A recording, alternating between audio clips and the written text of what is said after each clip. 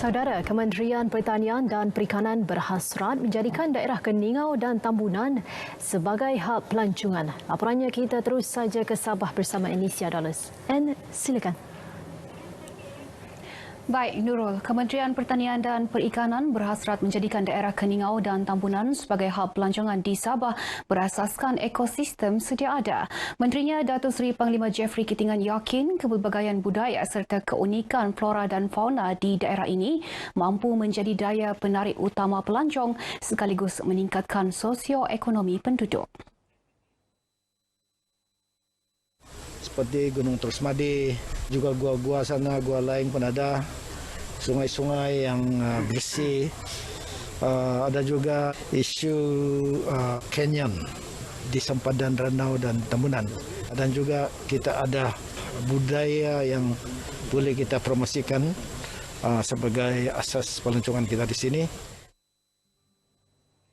Beliau berkata demikian kepada media selepas menyempurnakan Majlis Perasmian Tagal Tradisi Serentak 3 kampung iaitu Kampung Gasabon, Sungoi dan Kapayan Lama Apin-Apin di Keningau. Mengenai majlis ini, Datuk Jeffrey berharap program Tagal dapat mendidik penduduk luar bandar untuk memelihara ekosistem sungai daripada tercemar selain dijadikan produk pelancongan. Sehingga kini terdapat 560 sistem Tagal melibatkan 225 sungai di Sabah dan berjaya menerima pelbagai anugerah di peringkat negeri dan kebangsaan.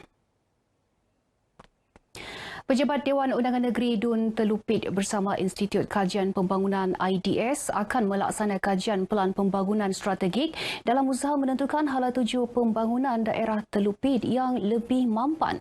Fokus kajian termasuklah membahagikan daerah itu kepada 4 zon utama melibatkan Mukim Sapi Nangoh, Ulu Labuk, Mukim Liwogu dan Pekan Telupit. Menurut ahli Dewan Undangan Negeri Adun Telupit Johnny Bon J. Kurum, kajian turut mencadangkan Mukim Sapi Nangoh kawasan Ulu Labuk sebagai kawasan pelancongan.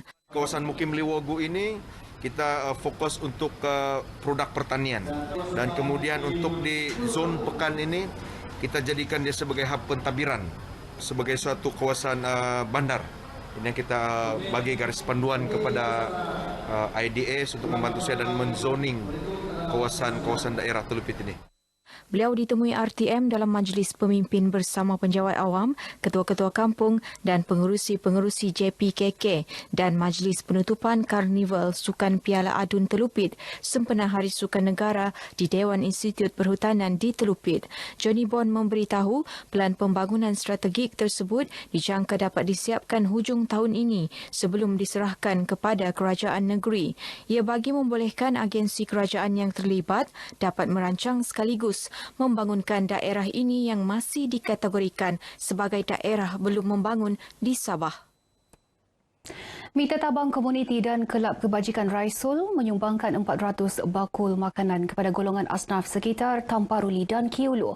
Bakul makanan mengandungi beras, minyak masak serta keperluan makanan asas. Menteri Pembangunan Luar Bandar Datuk Jahid Jahim berharap keprihatinan tersebut dicontohi NGO lain bagi membantu golongan memerlukan. Saya mengharapkan juga kepada NGO lain, termasuk juga korporat-korporat yang lain, supaya masuk dan terlibat dalam program seperti ini, supaya ada kepompong-kepompong yang perlu dibantu itu. Usaha-usaha itu dapat melengkapi apa yang telah sedang dan akan dilaksanakan oleh pihak kerajaan. Pada hari ini yang kita turun bersama dengan lebih kurang 20 orang volunteer dan 11 kereta, 11 kenderaan sekali turun, dan semua sukarelawan ini adalah daripada golongan belia dan beliau, maksudnya daripada setiap lapisan masyarakat lah. Ada yang profesional, ada yang pelajar, ada juga yang belia baru mencari pekerjaan. Alhamdulillah juga sebenarnya sumbangan yang ini daripada kutipan dana sendiri daripada Kelab Kebajikan Raisul dan juga Mita Tabang Community. Kita juga diberi top up selebihnya daripada Yayasan Nur Jauhar juga dan juga daripada LHDN.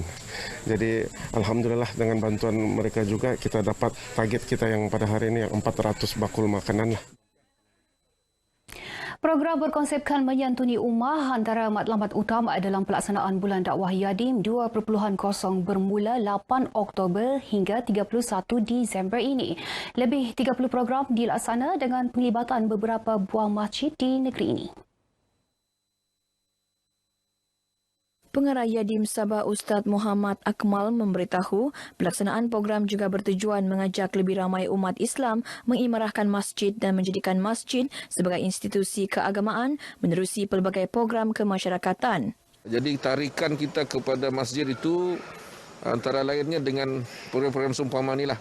Dan insya-Allah kita akan berkolaborasi dengan masjid ini dan masjid-masjid lain lagi di daerah-daerah lain untuk membuat pelbagai program yang lain.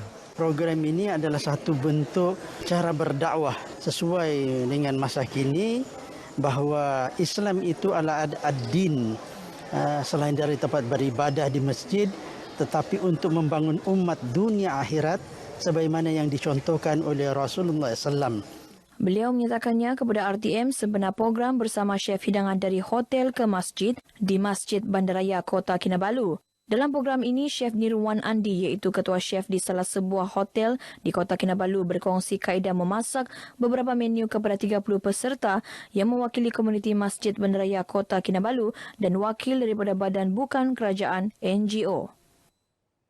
40 penggiat seni veteran diraihkan dalam program Dasar Warga Emas Negara Anjuran Jabatan Pendidikan Negeri Sabah yang berlangsung di Ibu Negeri.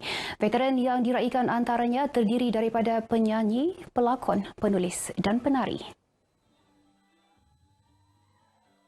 Pengarah Pendidikan Negeri Sabah, Datuk Misrin Radin menjelaskan selain bertujuan menghargai golongan penggiat seni program dilaksana bagi memberi peluang kepada pelajar bertemu dan berinteraksi bersama veteran seni ini serta mendengar perkongsian kerjaya dalam bidang kesenian. Saya mahu murid-murid kita ni menghargai, tahu bahawa Sabah ni dari dahulu lagi memang hebat dalam seni. So kita memberi mereka peluang untuk bertemu dengan orang-orang yang hebat ni. Datuk Misrin memberitahu media selepas merasmikan program Dasar Warga Emas Negara DWEN Jabatan Pendidikan Negeri Sabah di Kota Kinabalu. Kami memang amat berterima kasih kepada satu badan yang mengiktiraf dan inilah yang kami harapkan. Mudah-mudahan ada agensi-agensi lain yang terlibat dalam kesenian ini boleh melihat sumbangan yang kami lakukan selama ini sebagai satu sumbangan. Ini satu penghargaan. Satu penghargaan Jabatan Pendidikan telah melakukan sesuatu tindakan yang amat dihargai, bermakna bagi semua. Terutama sekali yang begitu bermakna bagi anak-anak murid kita. Inilah yang paling penting sekali. Diorang tanya pasal apa pengalaman, saya beritahu saya mula bergiat dalam seni dari sekolah.